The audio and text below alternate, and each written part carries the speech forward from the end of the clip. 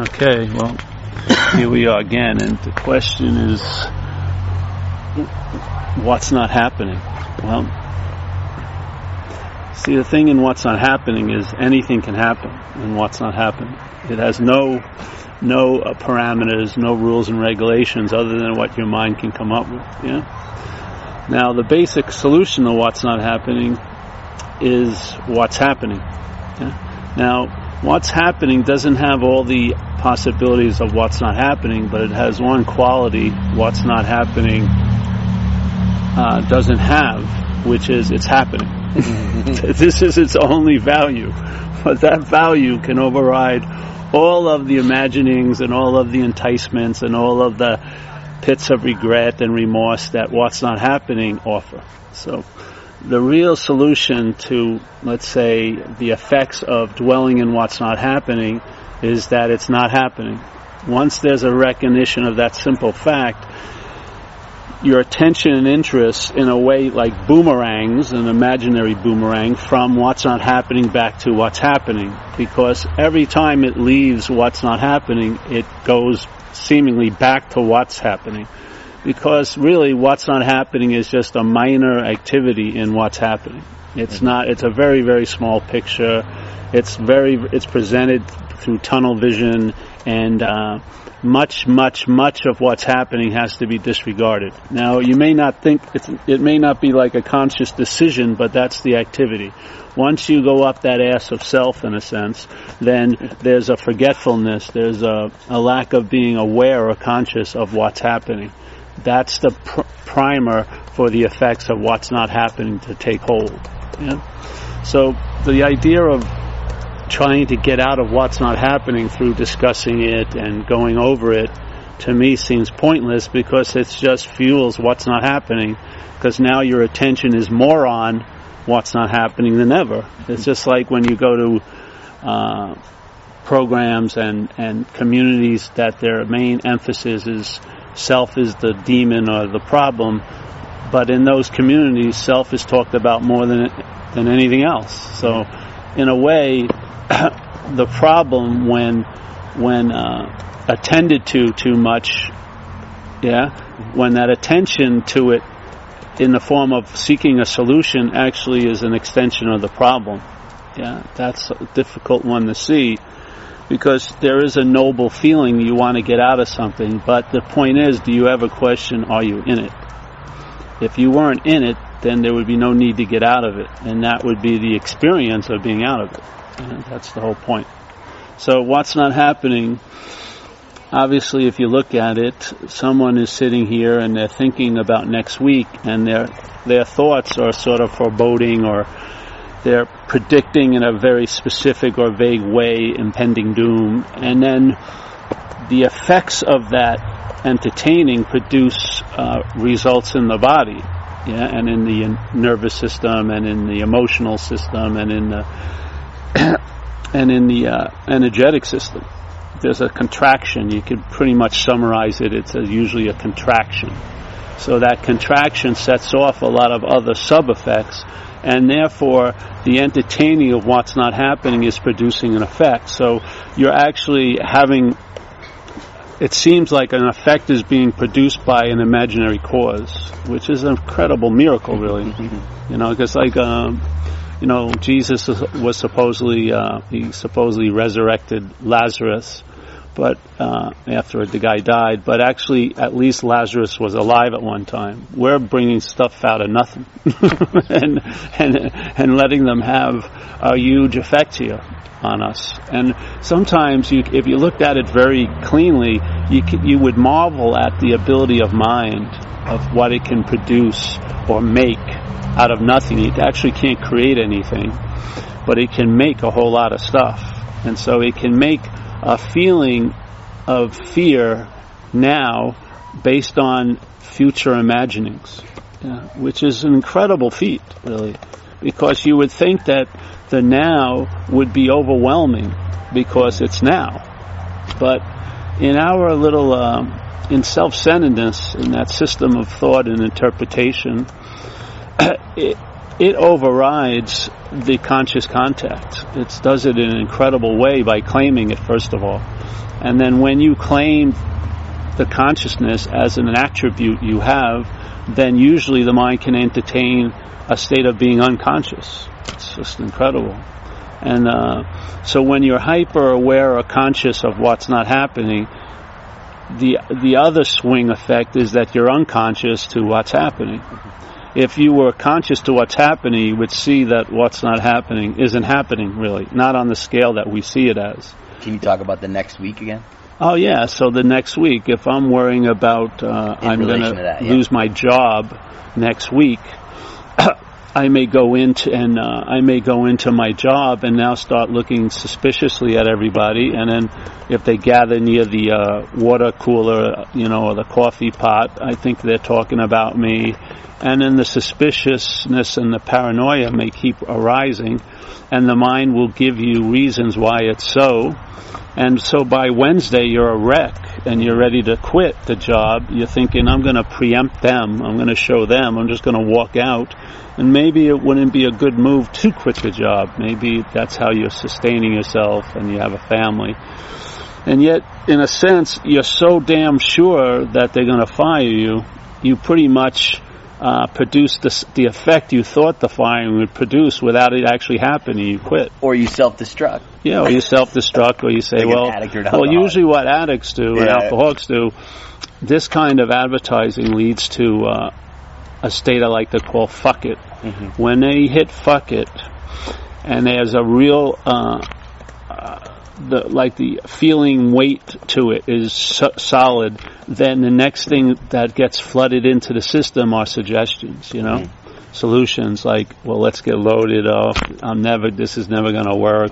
So what the hell? Or she's, So I've watched a lot of people come into recovery, and they have some old ideas that haven't been addressed yet, mm-hmm. and so they go into recovery and they start getting better, and they get let's say they get a job and they find a place to live and they meet a nice girl, and the sobriety's clicking and things are seeming to be working in their lives, but there's a built-up pressure starting to cook, which is, I'm not worthy of this. I'm really a loser. And the mind has a lot of investment in being right.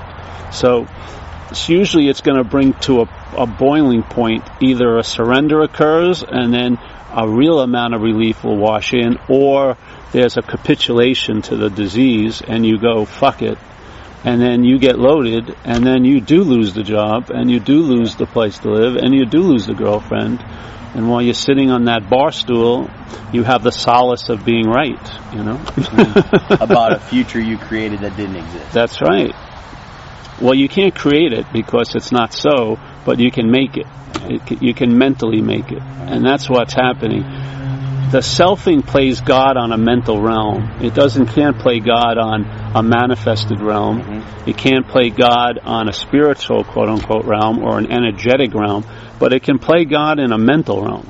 Yeah? And so it travels, it takes its attention and interest and allows it to travel in time to past events that may never have ever happened and future events that haven't happened. Mm-hmm. And it predicts and forecasts, and it summarizes the state of your life based on what's not happening.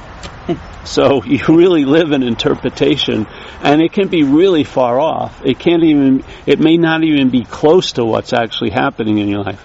And yet the belief and the interest and the attention is in the false scenario. Mm. Yeah? This is, deep obsession with self. Mm.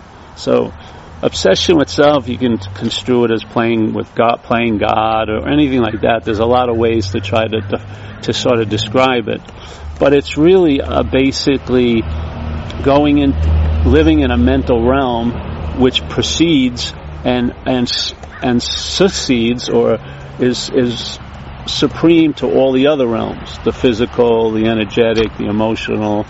Yeah, mm-hmm. And the mental realm overrides everything, and you live a mental interpretation of a lot of a many dimensional experience here. The mental one becomes dominant, and I find it produces a lot of lack. and unhappiness and dissatisfaction. And if you keep going to the problem for a solution, how can you expect it to get better or different? You know? So the what's not happening could be the past as well as the future. Oh, yeah. Time, right? I mean, the only quality it needs is that it's not happening. Yeah. But they're actually happening. That it's being brought to you by thoughts. Yeah. We have to think about next week because there's no evidence other than that there is a next week. Yeah. We have a belief there will be a next week, but we don't know. So it has to be brought to us conceptually by a mental system. Yeah. That has time. Yeah. So now time becomes more valuable than now. So I'm more concerned about how I'm going to be than how I am. Yeah. And if that's the case and that's the habit, at the last moment of one's life, if you're more concerned about how you're going to be, you may miss the last, the last bus. The bus door will open up and you won't get on because you're expecting it. No, it should be coming later. No, the bus is now here. No, my schedule says it's going to be later. so is that, practice in some sense, or returning to the breath, that kind of mindfulness? I guess it can be helpful, but I don't like any of that stuff. Sure. It's not that I don't like it.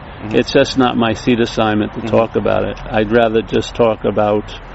Then if it's the case in the habit, then just seeing that it's the case in the habit is enough to open up other possibilities. I believe so, yeah, because as soon as it's not you seeing it, the emphasis on what's being seen shifts to who's seeing it. And to me, that's getting closer to home than knowing all about yourself. Yeah? Right, so the who is seeing then becomes implicit in an experience of this, you're looking for what's looking. It becomes your experience of what's happening rather than... A lot more than it's happening to you, and then the you becomes the focus, And the you obviously is comprised of a lot of ideas and beliefs rooted in a time frame called past and future. So how are you going to get a clear understanding of where you are when you have all these ideas of where you were and where you're going to be? There's no way you can see.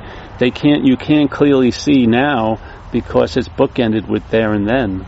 Yeah? There's no way you can see. That's why I call it a form of looking, called self-centeredness. It's not seeing.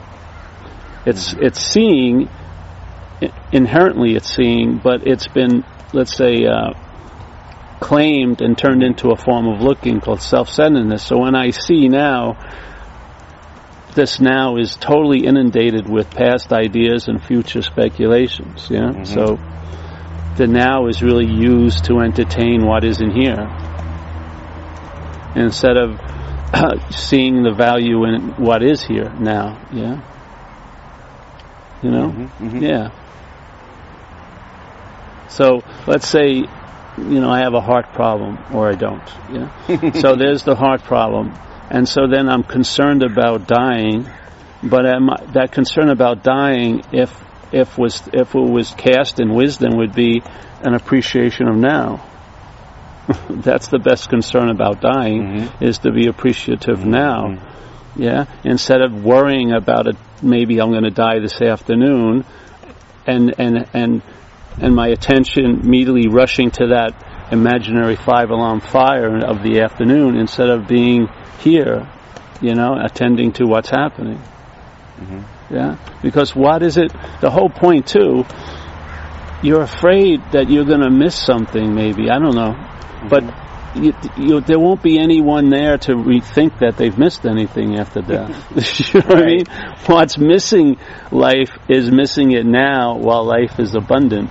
Yeah, you're not going to be missing it later. I don't believe. I don't feel that way. So, Yes. Yeah. So, it's sort of like crazy. But then again, that's the best you can do is see it. I mean, if you try to put a rein on it or try to ride it, it's like herding cats, I'd imagine. Yeah, it's just best to see it and just leave it at that. And I like what you said about anything can happen and what's not happening. What do you mean by that? Anything can happen. I can be destitute next week. My girlfriend could be sleeping with my best friend now, and I'll find out next week. Got it. And whatever my mind can come up with. Yeah. And if it feels like there's a like a little bit of a twitch, then it builds on that story. Let's say it's like a cluster bomb. It sprays you with speculation, but if one or two get closer to then it becomes a hook, and then you're getting now it puts auxiliary hooks, and it really can pin you down into something, and then you go on like this mental run, and you're looking, obviously it drives you to look for a relief, but it's hard to get relief from what's not happening, because it's not happening. So you can't really apply any salve to it. It's just a recognition that it's not happening. Got it. Yeah. So applying salves to it, what would you think the result of that would be? It would probably increase the effects of what's not happening. Right, so, because you're looking for something to remedy the situation that doesn't even exist. Exactly. So let's say you get pissed off at your girlfriend preemptively before she even sleeps with the guy. I mean, that's going to work pretty well, probably. Yeah. It's gonna. But what's happening has limitations. I mean, that's interesting. I like that. Yeah, what's happening is defined by what's happening. Basically, it's simple, defined by what we can entertain. You know what I mean? This isn't like a passive program. It's interactive in a way. Yeah. It's not like there's a dream, but there's dreaming. You know what I mean? It's not like we're stuck in a dream of some other things or no things making. We're dreaming, and we appear to be the dreamt object. So we're in it actively, and really actively. We're dreaming, and then we're the action figure. But I don't see, I'm not saying we are either of them, but there's dreaming, and then there's the expression of the action figure. Sometimes the action figure feels like it's a passive victim in a sense. This is all happening to me. But that doesn't really work well. Yeah, I would see it's not like it doesn't initiate blaming and everything on the you, but you got to see your role in it maybe.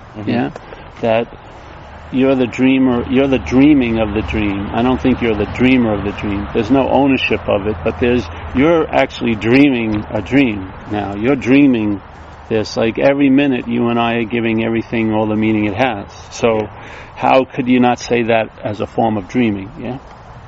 In other words, we give, like they say in old Indian religions, Hinduism I guess, that first what happens is mind gives name and form. So that's another way of saying we give everything the meaning it has. So, and I mean, we can give it collectively, like a cultural meaning or a societal meaning or an educational meaning or where you grew up meaning, but basically you and I give everything all the meaning it has. That would be a pretty close definition to dreaming. So and if you've been reacting, or there's been a reaction to a certain theme of meaning given to your life, given to this life, then you can look at that and see it as a system, and you can actually come to a revelation that it's a failed system, and then the mind maybe can shift into another modality. So the traveling lighter. Yeah, the meaning that will be given to things will change. And let's say for me, a larger way of saying it is you'll travel lighter, the geography of your life may not change, but you'll travel lighter over it all. And what more do you want, really? Shit. Seems like this is kind of a subtle teaching in some ways. It can be, but even little kids get what's not happening. My girlfriend's kids got it, and they use it on their mother now. When she starts saying something, they say, "Mom, that's not happening." So it's very easy to get, I think. It's one of the easiest things that's come out of the seed assignment, I feel, is people can obviously see something isn't happening. Directly. Because there is something happening. They don't always need a bitch slap to get there either, though. I mean, it can be really subtle. It can just be like a cup of coffee, right? I mean, that's what I mean by like some of the mindfulness teachings, or if you've been through that, down that path. It's like being in the sense perceptions, just being present with those immediately, and the awareness, the ultimate awareness. Yeah. I've never gone that way. I've looked into it, but it didn't work for me because there was still a sense of ownership. that I was the one that was being mindful. And that's where that's where I got tripped up, in a sense. Then you could say who got tripped up, but we're just using this language, to express crudely subtle things called living. But, there was a tripped up thing occurring because there was still looking for relief. I mean, how are you going to be mindful? I mean, is there you to be mindful? That's the epitome of the sense of personal doership, and I don't believe there is a personal doer. Yeah? So I always there like just to go... is mind? I would say whatever that means to someone, but there just is, Let's keep it at that. Yeah. But I don't... So, I'm sure everything can be helpful if you're in the right condition, For me, when I was practicing those things, I probably wasn't in the right condition because everything, unbeknownst to me, was being claimed constantly by the sense of the me that I was unbeknownst to. And then when that dawned on me, it sort of brought about a shying away from practices and processes to at least something got established, like they say in the Eightfold Noble Path, the right view. Now, if you look at it in a linear understanding, it's the right view comes first, then there's right understanding, right livelihood, right meditation, all those things, But all those things aren't going to be, then all those things, quote unquote, being right aren't going to make the right view. But the right view makes all those other practices right. So I would say the right view is very important. I think Buddha, in his teachings, the right view was anatta, that there is no self as we take it, no long-lasting, independent, separate entity. So I like that idea, and because when I started having these downloads about this stuff, it was like a lot of things that I had thought I had an understanding of, the understanding got immediately revamped, and it suits me better. It actually goes along with some good results, actually, traveling lighter, not thinking I'm right or know something, but just where the rubber hits the road, I'm getting relief.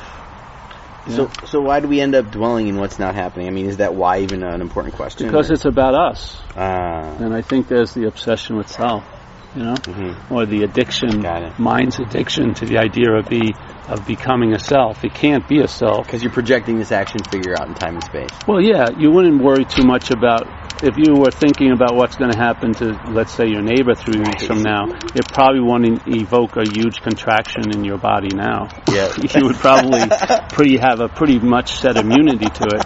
Why? Because it's not about you. Yeah. So the you has a large, that's like the nucleus of a lot of meaning to you. That's what I found. So if it's not about you, you quickly lose interest in it. It's just the way it goes. And so why not apply that? If you see that to be true, hey, I'm sitting in a room and doing let's say a meeting, and there's I saw a girl walk into another room who I like. I never talked to her, and then so my attention is trying to listen through the walls to hear what she says, because I'd like to see if she likes me. Of course she's going to say something about me out of a billion people.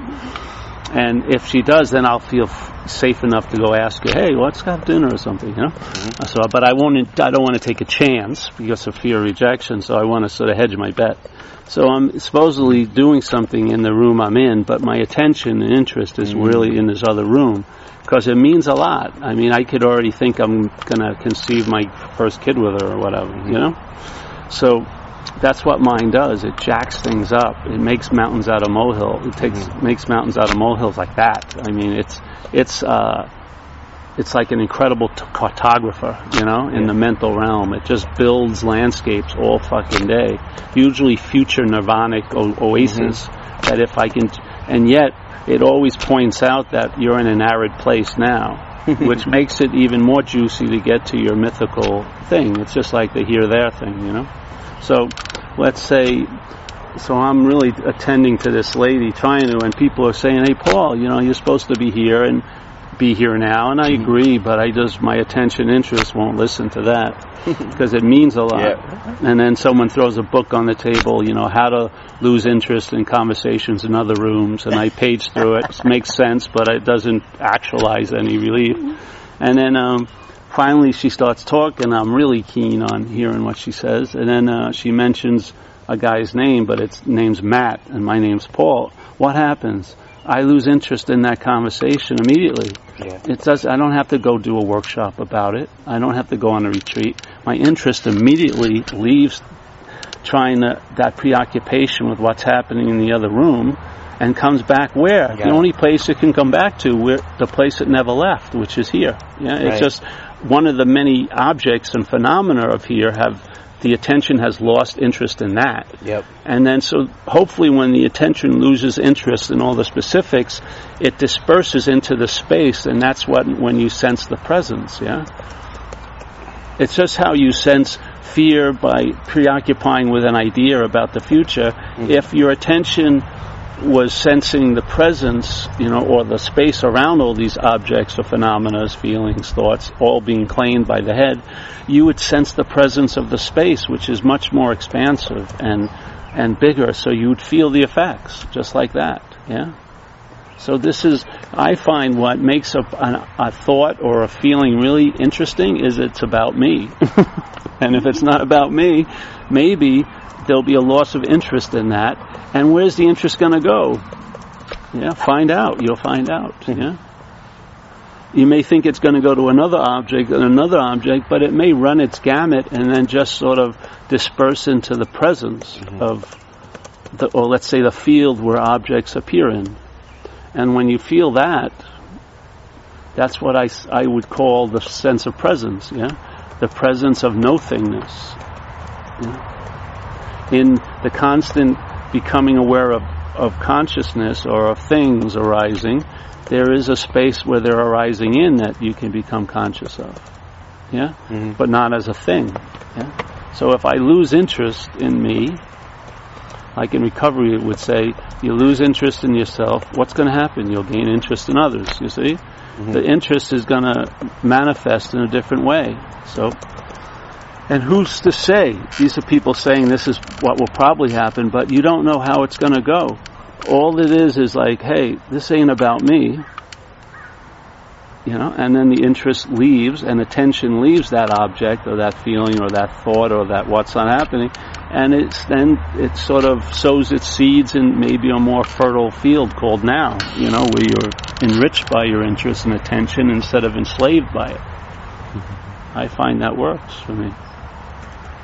Yeah. Mm-hmm. So, and when it works for you, then you get downloads about the problem from the solution. And then in the solution's point of view, the problem is inherently imaginary. So that's the real solution. Now, from the problem, if you try to entertain it that way, it probably won't work for you. Mm-hmm. Yeah, because the problem isn't you have a problem. The problem is you're the problem. You're identified with the idea of being a self. That's the problem, quote-unquote problem. As a you, right. Yeah, but the solution, obviously, is there is no problem because there is no self. Yeah. Good. Yeah. I like the riff on the space. All right, good. Yeah, great. Good stuff. I think I got something to work with. All right, well, I'm going to stop it, man. Stop it.